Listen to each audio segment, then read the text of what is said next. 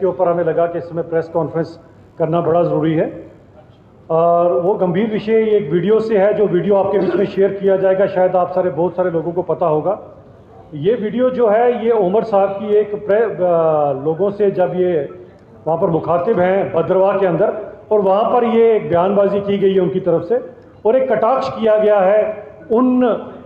वीर जवानों के लिए, उन वीडीजी के लोगों के लिए जिन्होंने हमारी रक्षा की है आज तक और बड़े हद तक जो हमारे को आज तक टेररिज्म से बचा कर रखा टेररिस्टों से, उन वीडीजीज ने। ये आपके बीच में है, इसको हम आपको थोड़ी देर में कॉपी भी दे देंगे।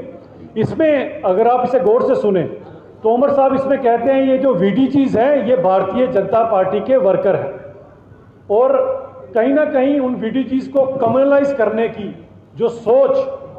उमर अब्दुल्ला साहब की है कि उनको भी धर्म के नाम पर बांटा जाए, ये बड़ी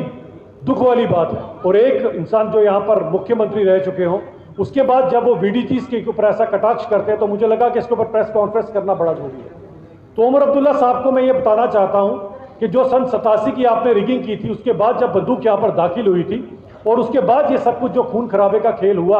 और हमें अभी भी याद होना चाहिए कि 1990 में जब सबसे पहले वीडीसी या वीडीजीज बनाए गए थे, तो अगर आप हमारी बात ना माने उमर साहब तो कम से कम विकिपीडिया पढ़ लीजिएगा जिसके ऊपर ये कहा गया कि क्यों बनाए गए थे। इसके अंदर वो हिंदूज और वल्नरेबल मुस्लिम्स उनको ये हथियार दिए गए थे। इसमें कोई मजहब देकर किसी को हथियार नहीं दिए गए थे, क्योंकि जो टेररिस्ट पार से आता है वो दोनों तरफ पूरी तरह की क्षति पहुंचाता है। लेकिन उमर साहब आज भी जो ये काम कर रहे हैं और ये जो टेररिज्म रिवाइव हुआ है, इसके अंदर में ये भी नहीं भूलना चाहिए कि इनकी पार्टी का बहुत बड़ा हाथ है, क्योंकि इन्हीं वीडीजीज को जो दौर इनका रहा उस दौर के अंदर जिस तरह से इनको वीकन किया गया, इन लोगों को कई सालों तक इनकी तनख्वाह नहीं मिली। जो गुर्बत के दिन, जो फाका कशी के दिन इस वीडीजीज ने, जिनकी बंदूक के कारण जो पलायन नहीं हो पाया, क्योंकि अपने मंसूबों में ये तो कामयाब हो चुके थे जब 87 के बाद कश्मीरी पंडितों को पलायन करना पड़ा था। लेकिन अगर हमारे रजौरी पुंछ से लोग, अगर हमारे डोडा किश्तवाड़ से लोगों ने अगर पलायन नहीं किया, जबकि कितनी कत्लो-गारत वहां पर हुई थी,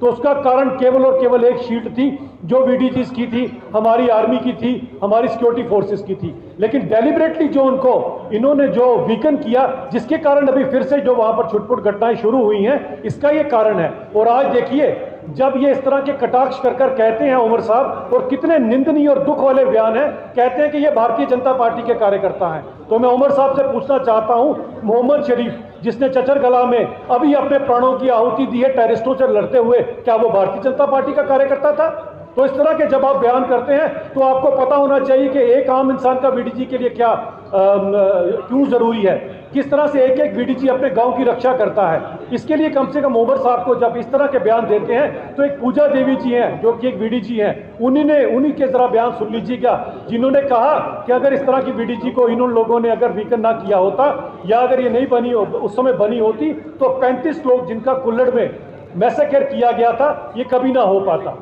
तो इस तरह की जब ये बात करते हैं तो मुझे लगता है कि बड़ी दुख वाली बात है इंटेंशनली वीडीजीज को, क्योंकि वीडीजीज ने भी जो हथियार उठाए और उन पहाड़ की चोटियों पर बैठकर जिस तरह से वो आज इन टेररिस्टों को मुंह तोड़ जवाब दे रहे हैं, फर्स्ट लाइन ऑफ एक्शन तो उन्हीं का होता है जो एक गांव में बैठा होगा। लेकिन आज ये कौन सी सोच के साथ, हमें इसके ऊपर एक शक है कि आप इस तरह के बयान क्यों दे रहे हैं, क्योंकि वीडीजी से अगर कोई डरता है तो वो पाकिस्तान वाले डरते हैं, पाकिस्तान के यहाँ जो भाड़े के टट्टू आए हैं वो डरते हैं। लेकिन उमर साहब के डेलिबरेटली इसके ऊपर बयान देने के पीछे उनकी मंशा क्या है, इसे जरा उमर साहब सबको साफ कर ले। और सबसे बड़ी बात आती है जो वीडीजीज को इन्होंने भारतीय जनता पार्टी का कार्यकर्ता बताया है, ये बहुत दुख वाली बात है। धर्म विशेष के नाम पर वीडीजीज को बांटना और जिन वीडीजीज ने अपने प्राणों की आहुतियां दिया है, ये बहुत दुख की बात है। इसके ऊपर उमर साहब जरा सब लोगों को क्लियर करें कि इस तरह के दुर्भाग्यपूर्ण बयान क्यों दे रहे थे। इसके बाद में हमारे साथ हमारे रहने